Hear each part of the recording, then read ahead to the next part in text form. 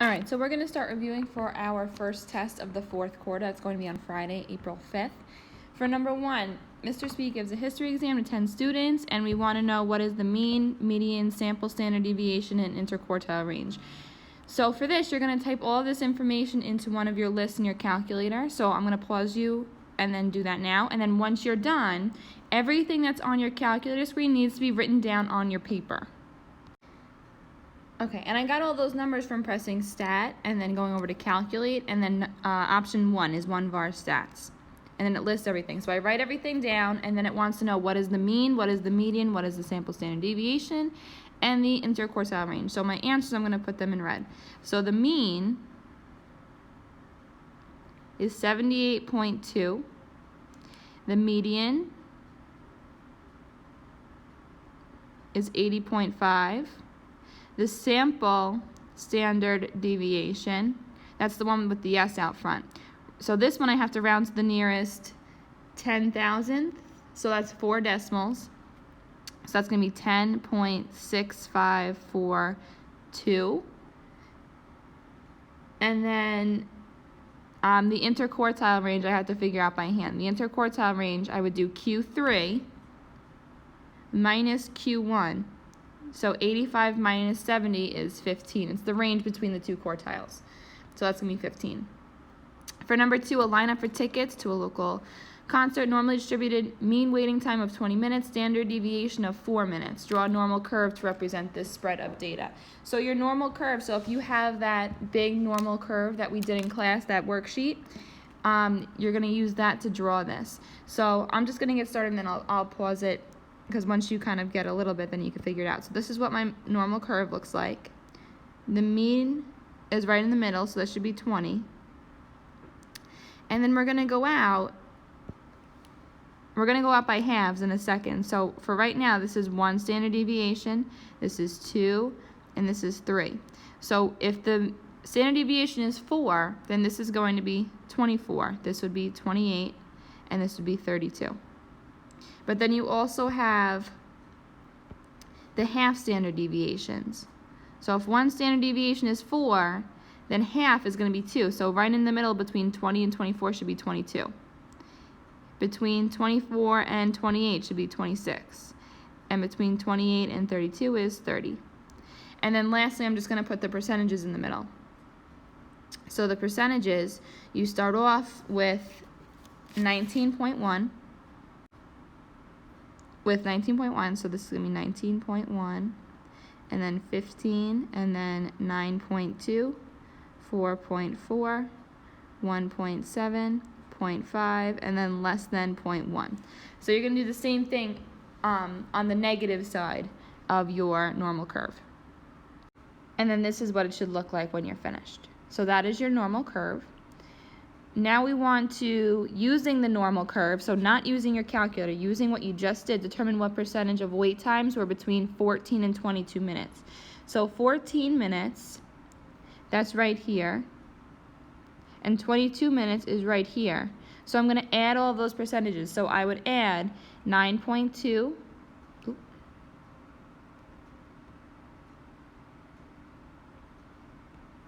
9.2, plus 15, plus 19.1, plus 19.1. And that gives me 62.4. If you did this in your calculator, you would get something that's around 62.4, but you would probably get an even longer decimal because, again, all of these decimals that I gave you, all of the percentages, they're all rounded. For number 3, the shelf life of a dairy product is normally distributed, a mean of 12 days, standard deviation of 3 days. Using a normal curve, determine the time interval for 68% of the data spread. So 68%, that is 1 standard deviation worth. So I'm going to take the mean, which would be 12, and I'm going to add and subtract 1 standard deviation of 3. Just 1, because I'm only doing 68%. So 12 minus 3 would give me 9, and then 12 plus 3 would give me 15. So 68% of my data lies in between 9 and 15 days. For 95%, 95, that's the big one. 95, that's 2 standard deviations worth. So I would take the mean and add and subtract 2 standard deviations. So that would give me 12 minus 2 times 3 is 6, and then 12 plus 2 times 3 is 18. And then the last one, 99.7, that is 3 standard deviations. So I would do 12 plus and minus 3 standard deviations, so 3 times 3. So 12 minus 9 gives me 3. 12 plus 9 gives me 21. Okay, so this goes with this goes with this, and this one with this.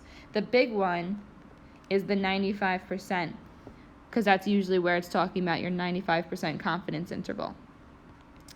And then number 4, Catherine and Rebecca drew chocolates from a 50-piece size candy bag. Catherine picked out 15 milk chocolate, and Rebecca picked out 8 milk chocolate. Find the margins of error.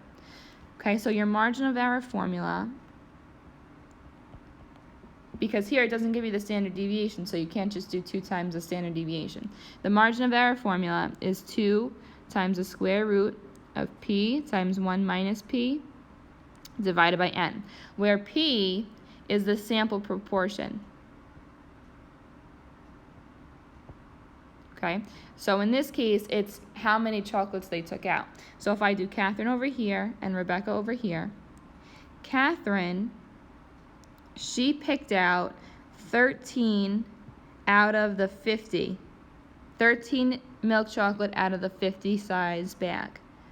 Okay, and then n for her would be 50. Rebecca, she's going to have the same n value because they're both picking from separate 50-piece bags, and her p-value would be 8 out of 50. So 13 out of 50 is 0.26, and 8 out of 50 is 0.16. So if I do Catherine's, I would do 2 times the square root of p times 1 minus p divided by n, divided by 50.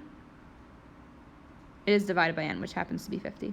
And then this one I would do 2 times the square root of 0.16 times 1 minus 0.16 divided by 50 as well. Type that right into your calculator. The question wants me to round to the nearest 10,000th, which is 4 decimals. For Catherine, I get 0.1241. Rebecca, I get 0.1037, and those are their margins of error.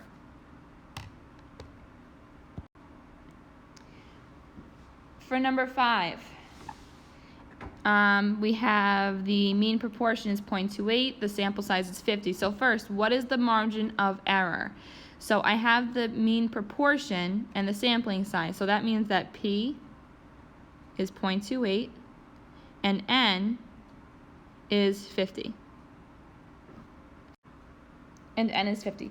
So when I'm finding the margin of error, I'm going to do exactly what I just did with the Catherine and Rebecca example. I'm going to do 2 times the square root of P is 0.28 times 1 minus P divided by N. And this says rounded to the nearest 1,000. So the margin of error, I type that into my calculator, rounded to the nearest 1,000th, so 3 decimals gives me 0.127. That's the first question. Now we want to write a 95% confidence interval. So your 95% confidence interval,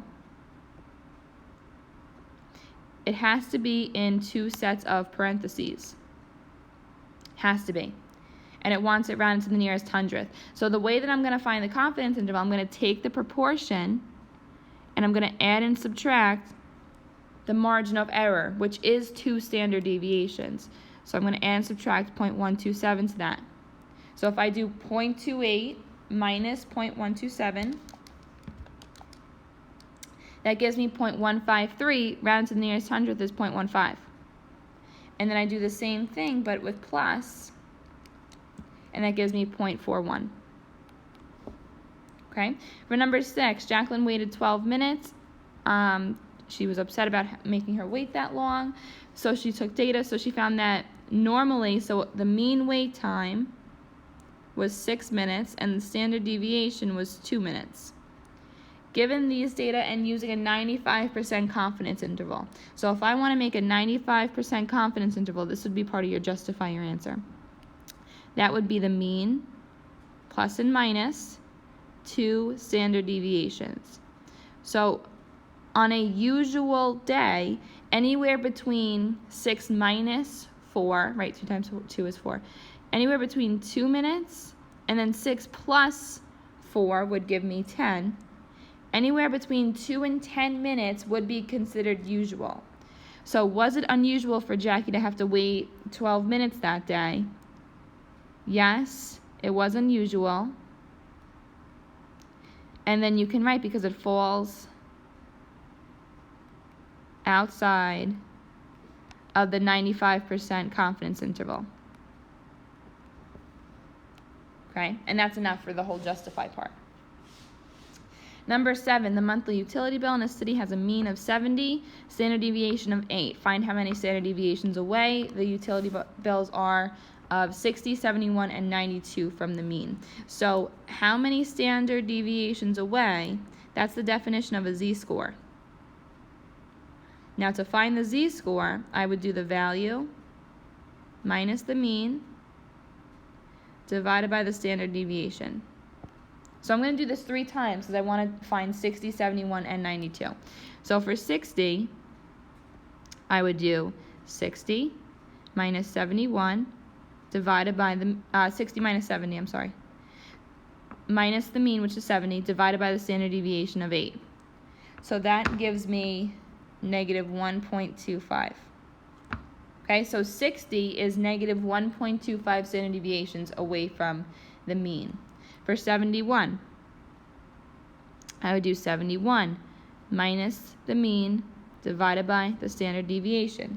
That gives me 0.125 when I type that in. And then for 92, I would do 92 minus 70 divided by the standard deviation of 8, and that gives me 1.5.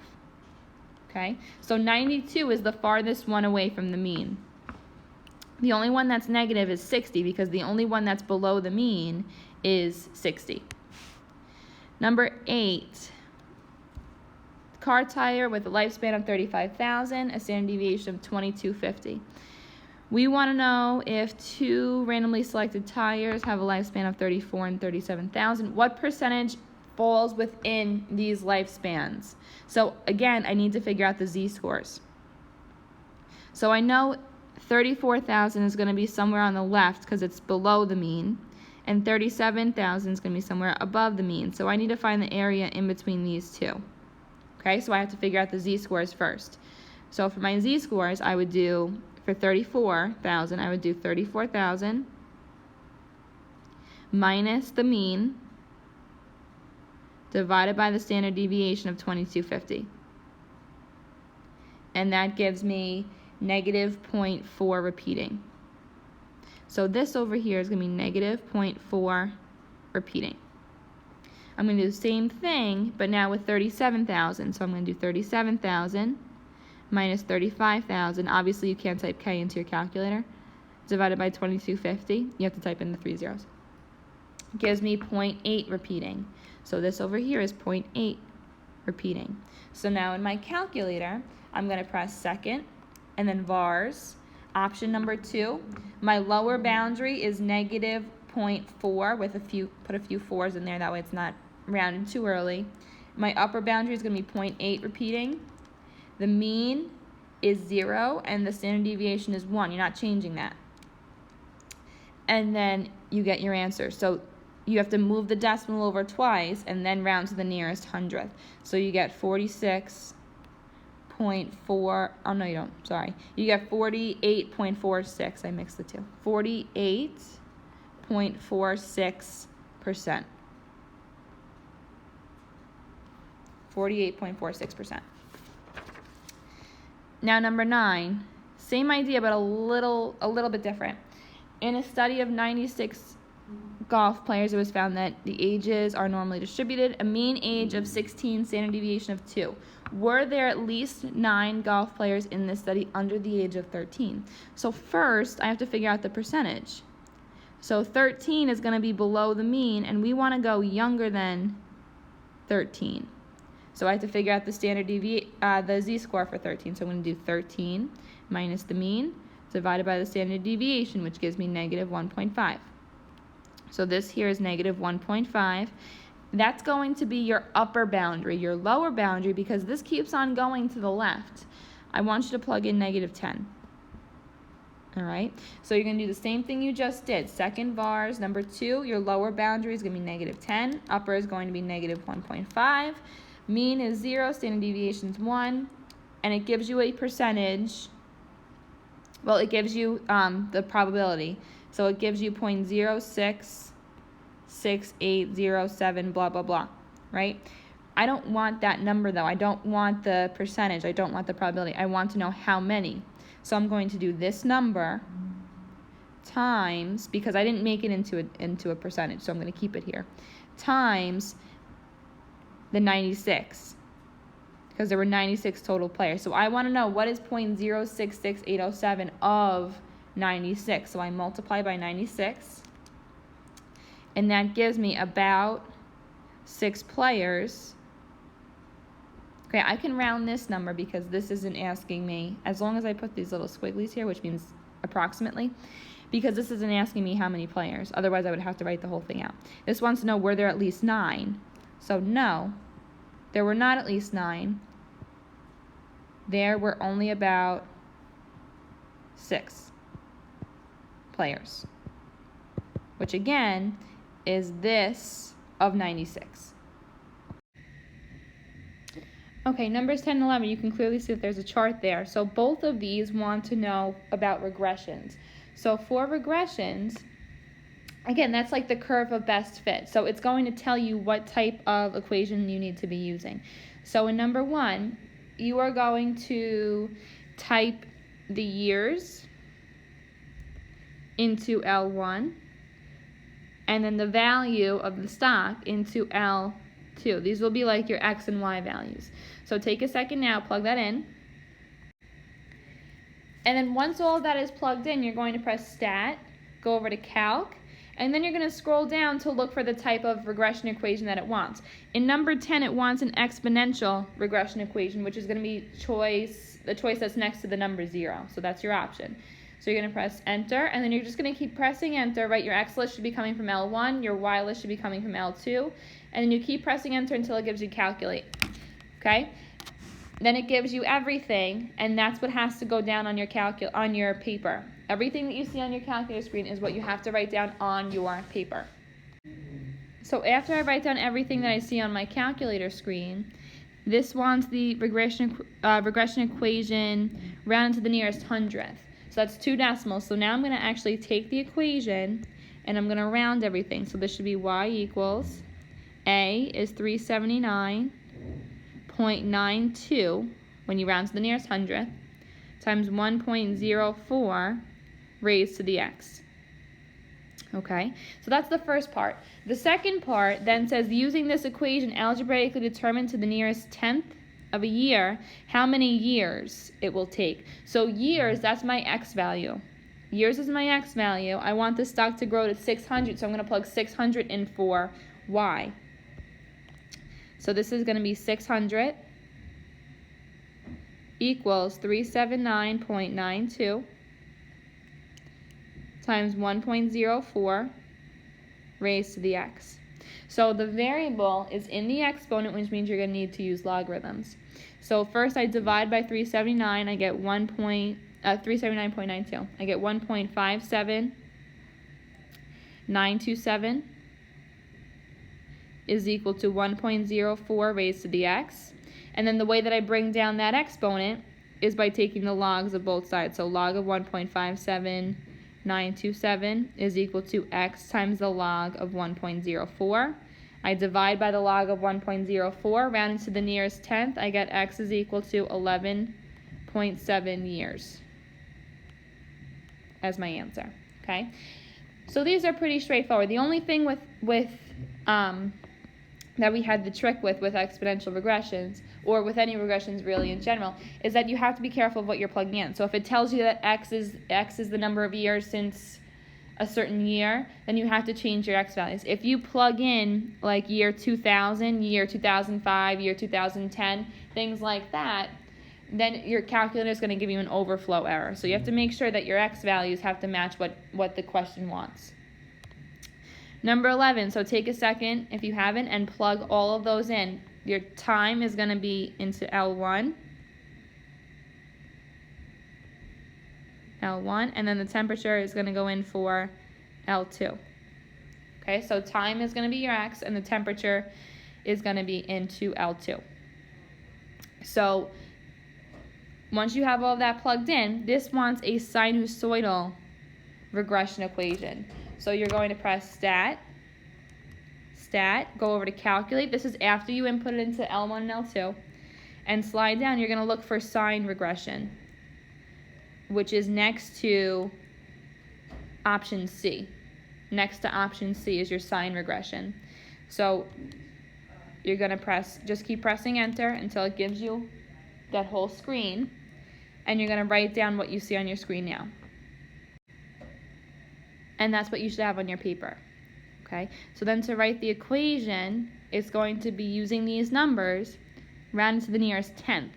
Okay? You don't round until you're actually answering the question. So if I plug all these numbers in for A, B, C, and D, and then I round to the nearest tenth, my sine equation should be y equals 3.7 sine of 0.4x minus 0.7 and then plus 38.4.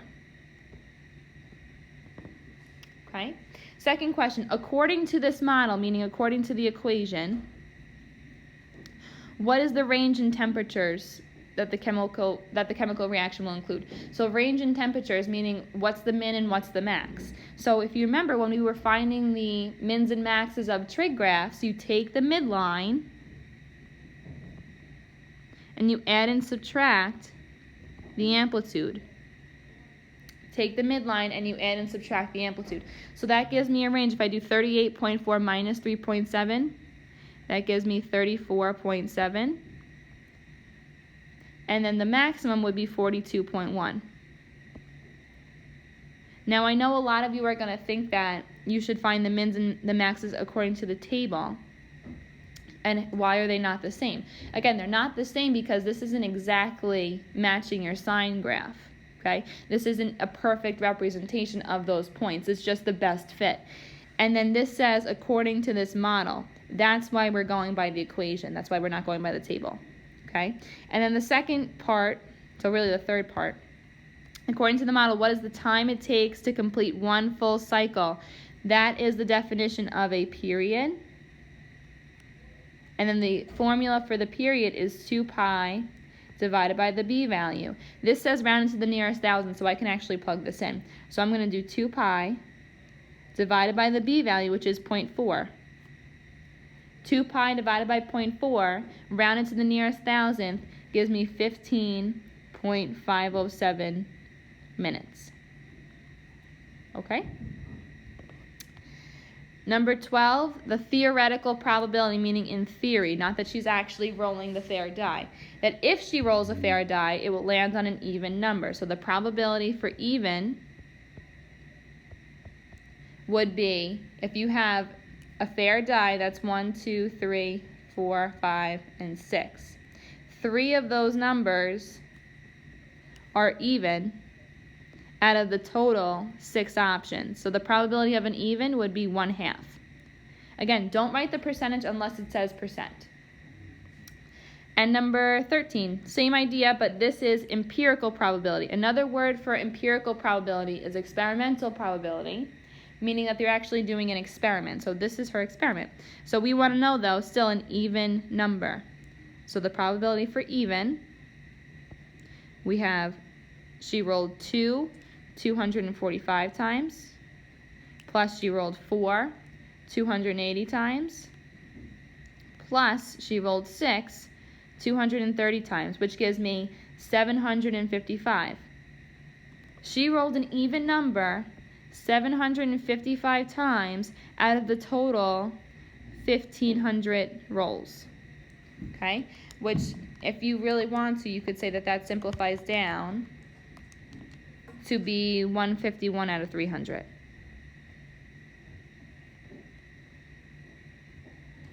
And number 14.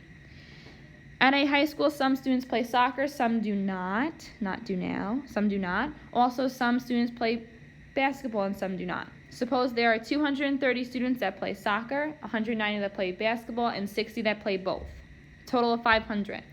Draw a Venn diagram to represent this data. So I have my Venn diagram. I have 2 circles. One circle is going to be for soccer. The other circle will be for basketball. You always want to start off with in the middle. So the number of people that play both is 60. Okay? 230 total people play soccer. You already account for 60 of these people. So if I do 230 minus 60, I have a remaining 170. For basketball, 190 total, I already have 60, which means I need another 130. This adds up to only be 360 people, but there are 500 in total. So if I do 500 minus 360, I have 140 missing people, and those people go outside in the bottom corner of your rectangle. Right? Determine how many students do not play either sport. So that's this. So the answer to the question is 140 students.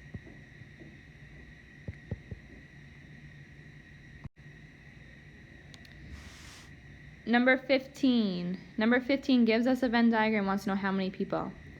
So in letter A, how many people own do we? So how many people own do we? That's everybody that's in this circle. Everybody that owned a we is 9 plus 5 plus 2 plus 2, which is 18 people. Okay? How many people owned an Xbox and a PS3? So an Xbox and a PS3 have to be in both circles. So if I highlight Xbox, I highlight PS3, have to be in both circles, so that's just this middle piece. So the answer to letter B should be 6. The next one, owned at least 2 consoles. So they have to be in the middle of 2 circles at least. Okay, so 7 is only in 1 circle. This 1 is in 2. The 5 is in all 3 circles, so that counts, right? At least 2, so they could have 3. The 9 is in 2 circles, and the 2 is in 2 circles.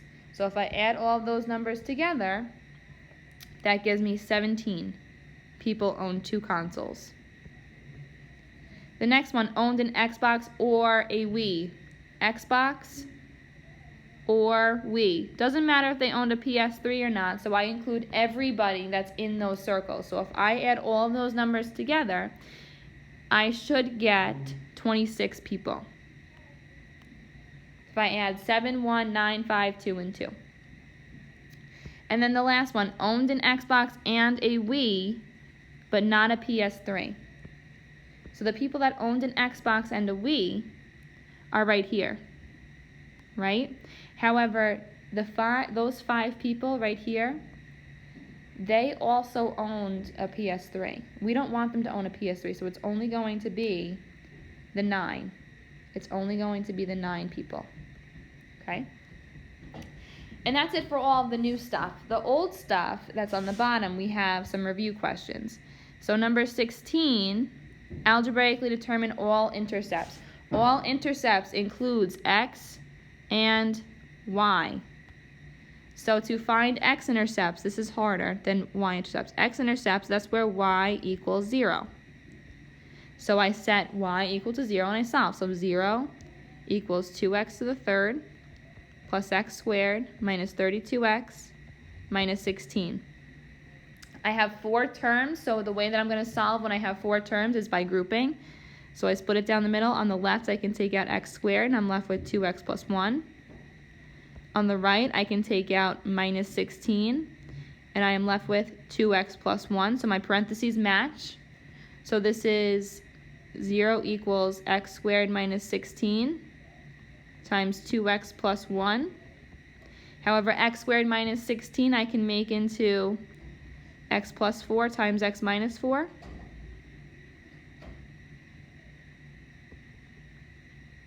So this gives me x equals negative 4, x equals positive 4, and x equals negative 1/2, not 6. Why did I write 6?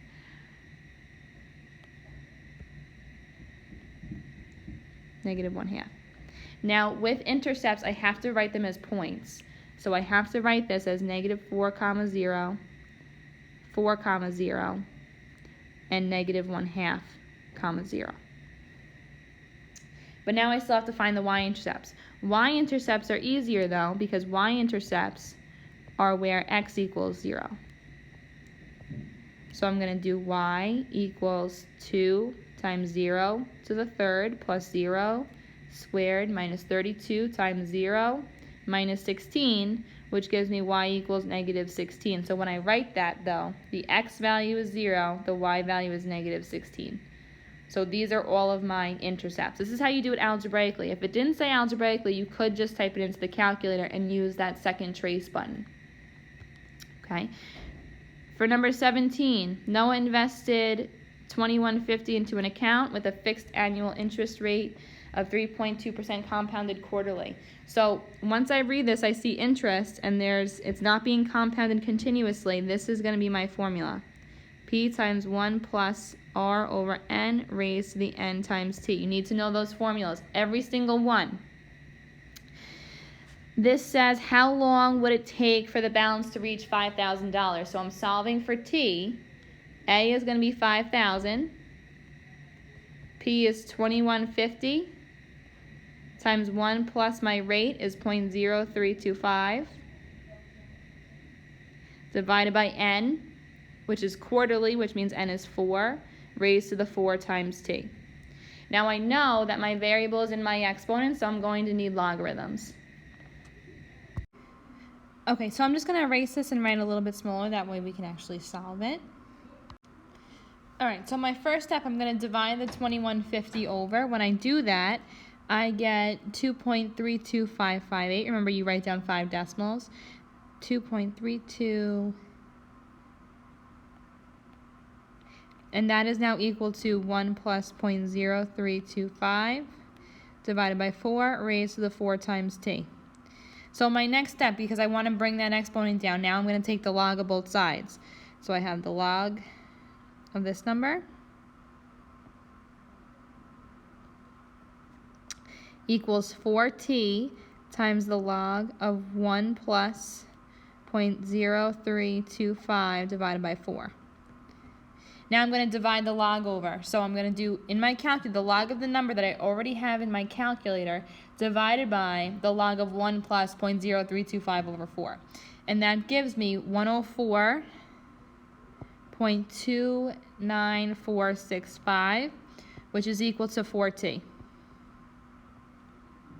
So then I divide by 4 to get t by itself.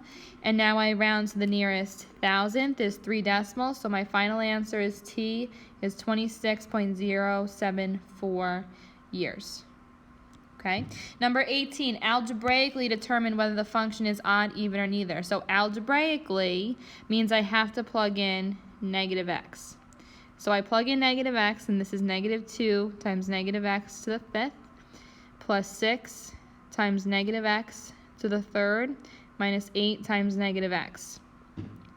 Okay, when I clean that up, negative x to the 5th, that becomes positive 2x to the 5th.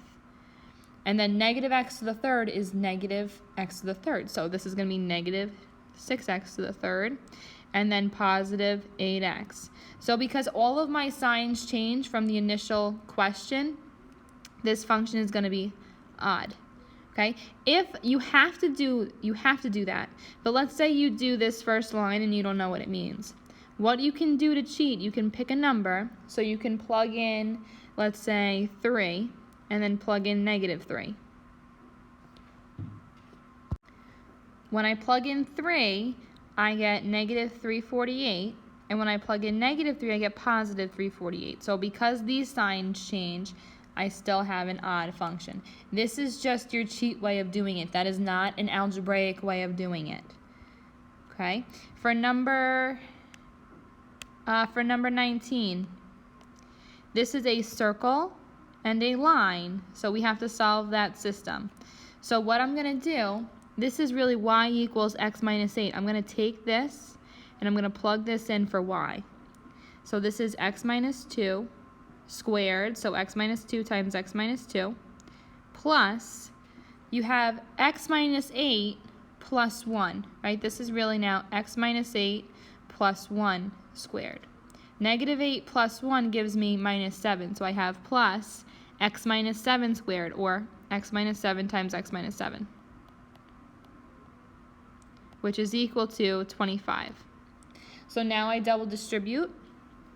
This gives me x squared minus 4x plus 4. Then I have over here plus, this is going to be x squared minus 14x plus 49 equals 25. I'm going to combine like terms and set it equal to 0. Okay, so I combine like terms and I bring this to the other side using subtraction.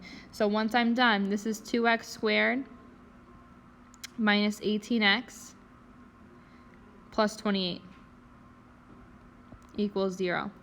So if I want to make my life easier, I can divide both sides by 2. So this is now x squared minus 9x plus 14 equals 0.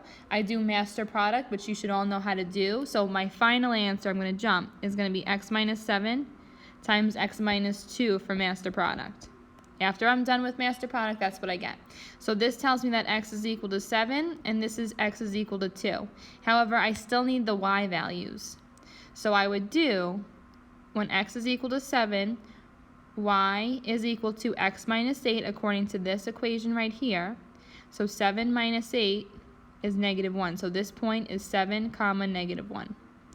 The other point, when x is equal to 2, y is 2 minus 8, which is negative 6. So this point is going to be 2 comma negative 6. And then last question, number 20. So I'm going to do division. So I have x plus 3 going into 2x to the third plus 4x squared. I don't have an x term, so I have to put a placeholder in, plus 0x minus 5. Okay, x goes into 2x to the third, 2x squared times. I multiply that out. I get 2x to the third plus 6x squared, parentheses, and I subtract. This cancels. 4 minus 6 gives me negative 2x squared. Bring down the plus 0x. Then up here I have negative 2x. Multiply it out, negative 2x squared minus 6x, parentheses, subtract. This cancels. 0 minus negative 6 gives me a positive 6x minus 5. 6x divided by x gives me a positive 6. So I have 6x plus 18, parentheses, subtract. This cancels. Negative 5 minus 18 gives me negative 23. So my final answer, I have to write it like this. 2x squared minus 2x plus 16, and then plus the remainder over the divisor. So plus negative 23 over x plus 3. And that's it. Okay? If you have any questions, extra help was on it was on Tuesday this week. So if you have any questions, you have to come and find me during your lunch period or send me a message on Remind. Have a good day.